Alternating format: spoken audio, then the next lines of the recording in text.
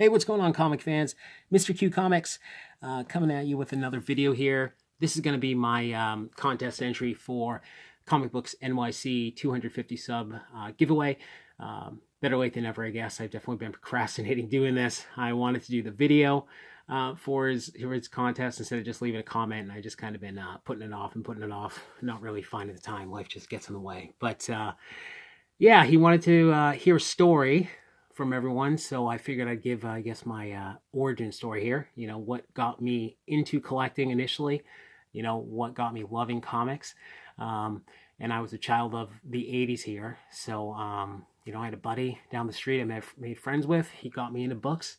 I had never been into comics, and then I started hanging out with this kid, and he just had a bunch of comics. So we'd hang out over there, and I guess he kind of got me into all the geek culture stuff, you know, Dungeons and Dragons and stuff like that. But we just spent a lot of time hanging out and reading his comics. And like I said, he's the one who introduced me to comics.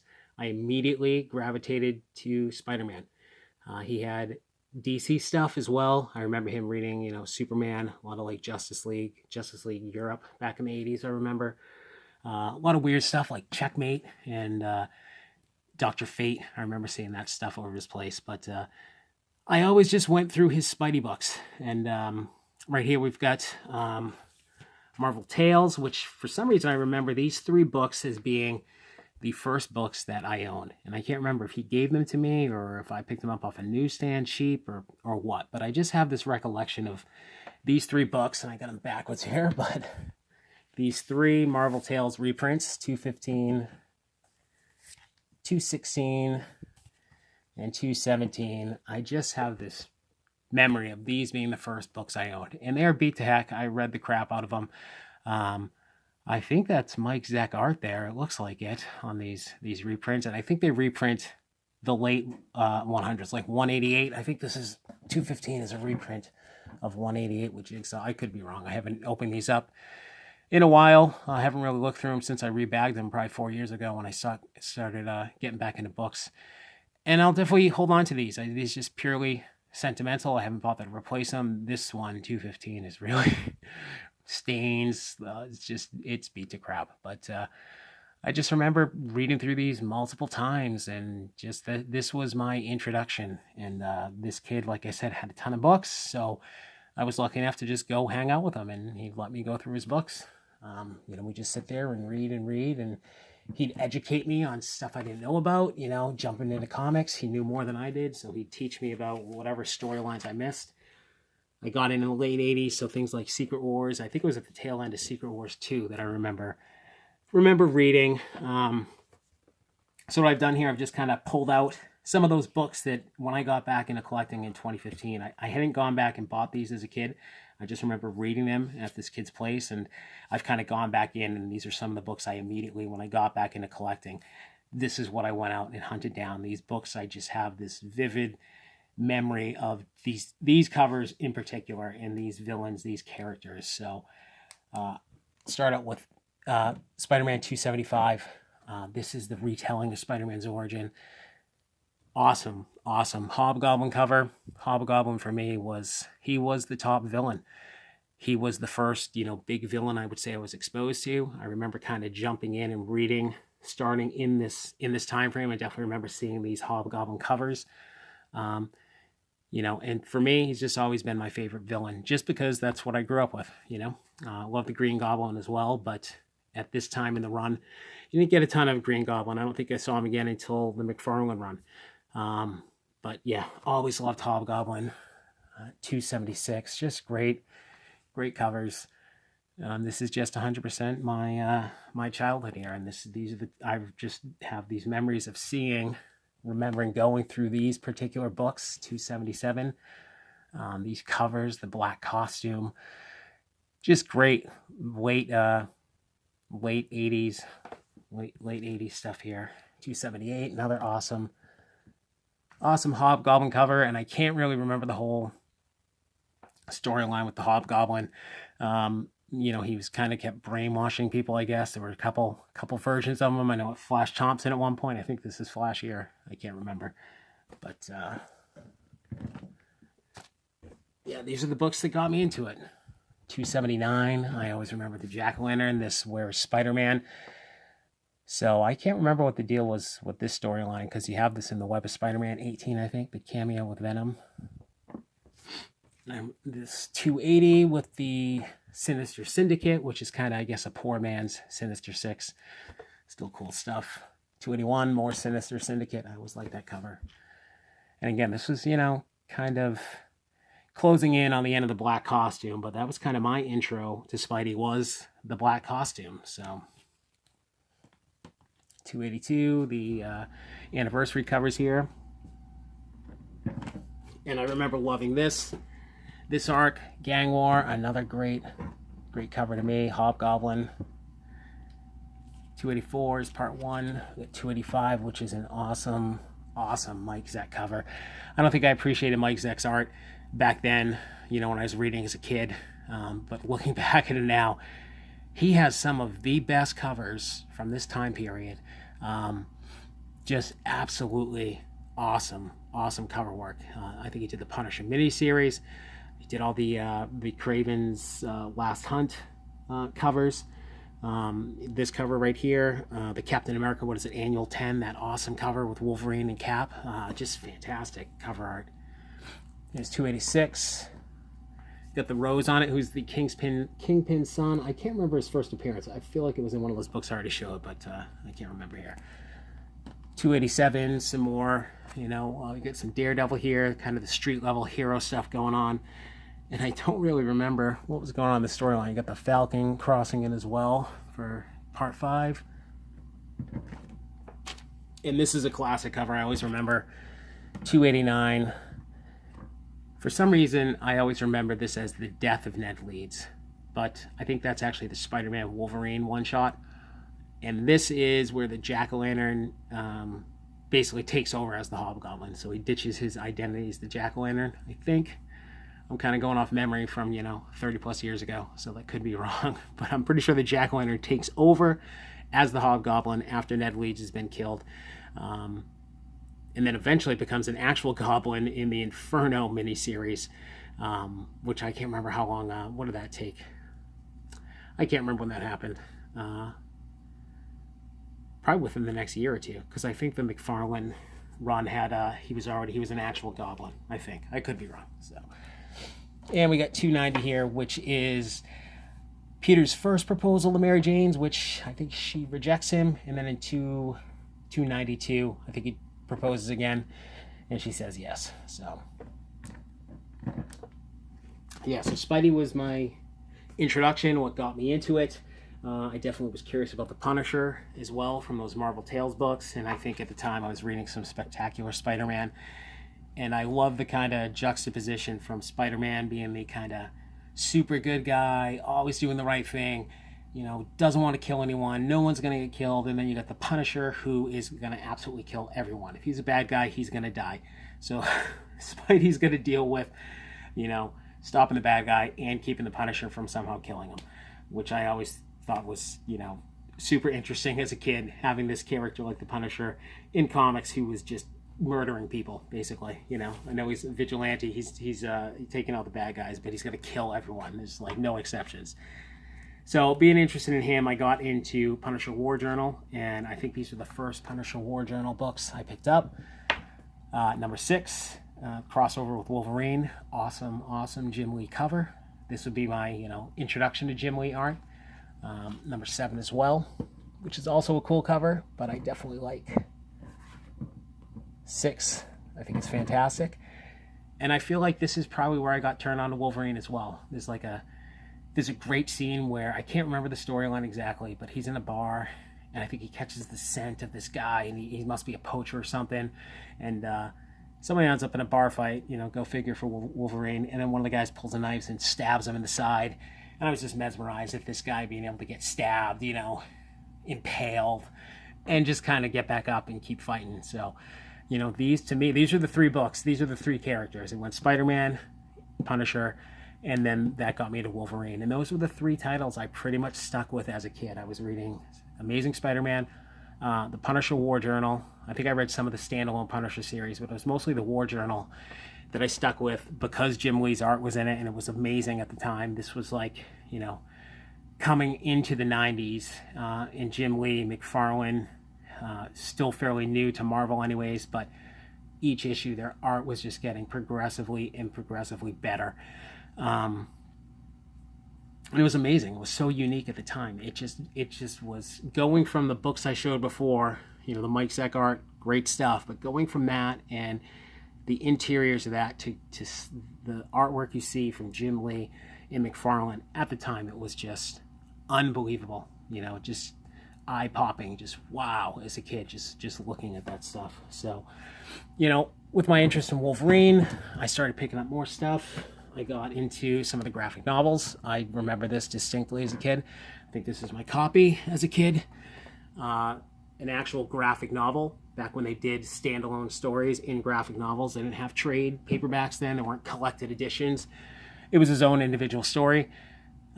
This is Mike Mignola art, cover and interiors, which I also think is amazing. Totally different than Jim Lee and McFarlane. Very minimal with the line work. You don't see overly detailed anatomy, but it's just as effective and it's just as beautiful. I've always been impressed with Mignola because of his ability to convey the same picture with like half the amount of lines. I almost find that more impressive, to put less detail in and still give that same impression of, you know, these super fit, muscle-bound heroes. I was just always amazed with his artwork, and I think this was my introduction to Mike Mignola. I probably had picked up some other books before, but this really stood out to me. And I never got into the Hellboy series, so I think I'm going to go back and pick up some of those trades, because I know a lot of that's Mignola, and I do really love his artwork. So, you know, from Wolverine, that obviously then discovered he's into the X-Men. And this is just one I remember having as a kid. I don't know why this cover always sticks out. I do know I always remember this cover because, you know, I grew up Catholic, still Catholic, and for whatever, I mean, clearly it's kind of a, you know, reminiscent of the crucifixion here, but Wolverine on an X, Mark Silvestri, great cover. This one always stuck out to me, and I think this was the first X-Men book I picked up because it was Wolverine. And to me, being in a Catholic family, going to Sunday school every week, this was like, oh my God, what is this? So, you know, and so shortly after this, Jim Lee starts taking over. And of course, Mark Silvestri was great, but Jim Lee, just wow. Unbelievable Psylocke covers, you know, preteen, you got Jim Lee drawing these gorgeous X-Men women here. You know, just fantastic. Jumped right into that. And I was totally confused as a kid with X-Men. I could not follow. It was so tough for me trying to understand what was going on with a lot of these titles. You know, so many characters.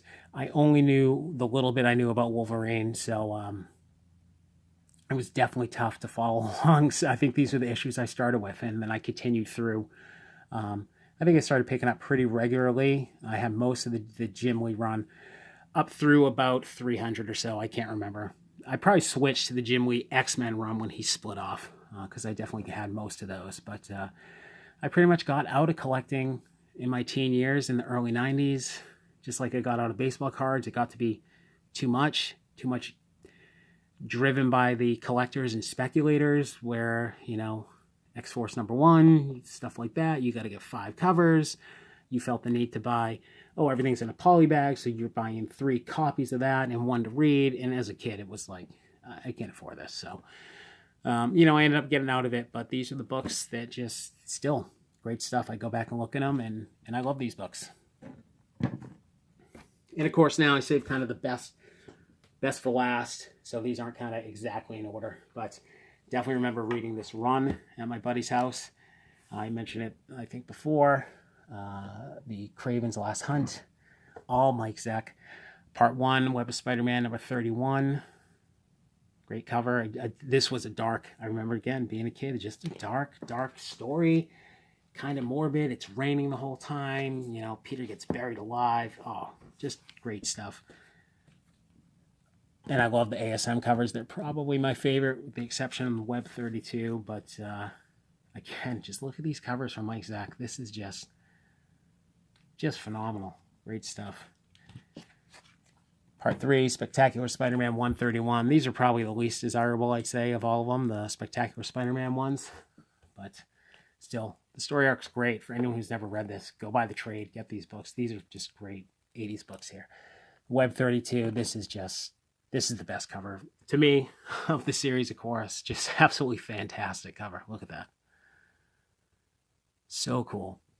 The black costume. These are books, I see them cheap, I buy them every time. I don't care how many copies I have, I just keep buying them. Part 5, ASM 294. And of course, Part 6, Spectacular 132 with the Vermin. I can't remember, there's a whole secondary story going on with the Vermin, and you got Craven at the same time. I gotta go back, I gotta go get the trade and reread this, because I remember loving this as a kid. And there's so many stories, I just want to go back now and get the trades and reread them. You know, Secret Wars from 84, this, some of the DC titles I never read as a kid. So, really cool. This one always stood out from my childhood. And then this, Wolverine #1. I got into the Wolverine, the ongoing series, probably around issue 12, I want to say. You know, this was back when you could actually get, there were newsstand copies. I was buying books at the grocery store, at the drugstore, bookstores. We used to have a ton of bookstores. Go to random sandwich shops. They'd have, you know, comics stuffed under a counter for, you get them for 10 cents. And I just remember picking up Wolverine books. And this was probably the first time I bought a back issue. It used to be a comic book store locally that I remember going in, and remember the Frank Miller Wolverine #1 being on the wall, and that being out of my price range, probably $15 at the time, which was like a huge amount of money. And I think I paid $4 for this, you know, 30 plus years ago, picking it out and going, oh, well, it's Wolverine #1. And this is actually in great shape. This is one I want to get slabbed. I feel like this is definitely got a shot for a 9.8. I don't know how the heck I kept it in that good a shape, because it was stuffed in a short box for 30 years, buried at my parents' house. I didn't use boards as a kid. I bagged them, but I had all my comics in 2 short boxes, and this was one of them. And I just always remember this being like one of the very few back issues I pulled as a kid. And I love it. I have a couple copies of this. This is just, I love that series. I love the artwork, the black cover. And coming on the last few ones, you know, for me, I've mentioned in my other videos, the top stuff is McFarlane. And I love these. I had this since my childhood. My kids actually got my t-shirt that's got this cover on it. Marvel Tales 223. Awesome McFarlane cover. He did a big run on Marvel Tales where he did a lot of the covers. And I want to say there's like 20 covers. And they're pretty cheap. You can find most of them in dollar bins if you look long enough.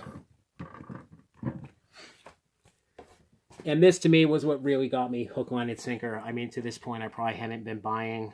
I wasn't actively buying Spider-Man, but I will never forget, you know, my buddy pulling these books out, ASM 298, seeing McFarlane for the first time, going from, you know, the 290s that were showing there, and the art was okay, but this was just this was otherworldly at the time, and just absolutely amazing. Always stuck out.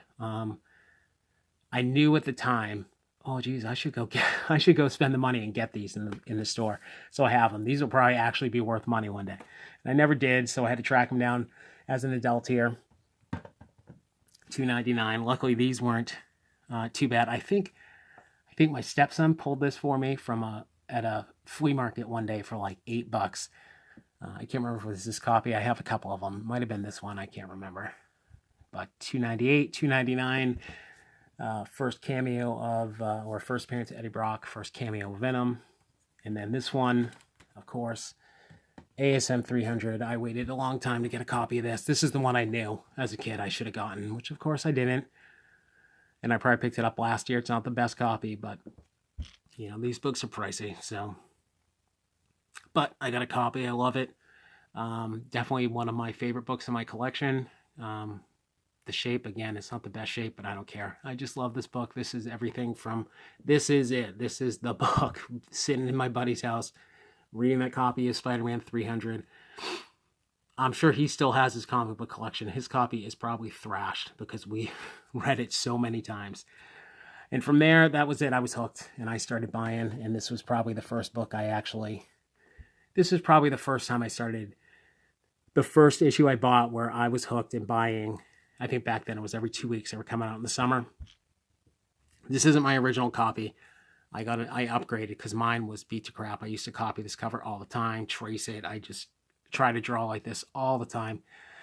And I ended up upgrading them all. I kind of wish I had saved them, but I didn't. I kind of wish I'd saved my originals just for nostalgia. But I remember trying to track down every little issue, and there's a whole storyline where Mary Jane gets kidnapped and making my parents drive to all these different bookstores to try and find the missing issues. So yeah, that's it. This was what got me into books. And after the 90s, I took a couple decades hiatus, and I got back into it into 2015, and I got back into it just with the intent to start reading current series, and told myself, don't start buying back issues, because I knew once I did, it would be trouble. And I just remember trying to hunt down current back issues and walking into a store and seeing Secret Wars 8 on the wall, and just knowing, uh-oh, I gotta have that book. And that was it. So anyways, guys, that's my story. That's the stuff that got me into comics. Those are the titles I love. These are the titles I primarily stick with. I've been branching out from what I know and experimenting with other stuff, discovering art that I didn't experience as a kid, learning from a lot of you guys out there on YouTube, showing off your collections who've got a lot more knowledge about this stuff than I do. There's a lot of great guys out there who just sharing their love of comics, what books they love, what artists they love, what writers they love, and just the world of great stuff that's out there. So hope you guys enjoy it.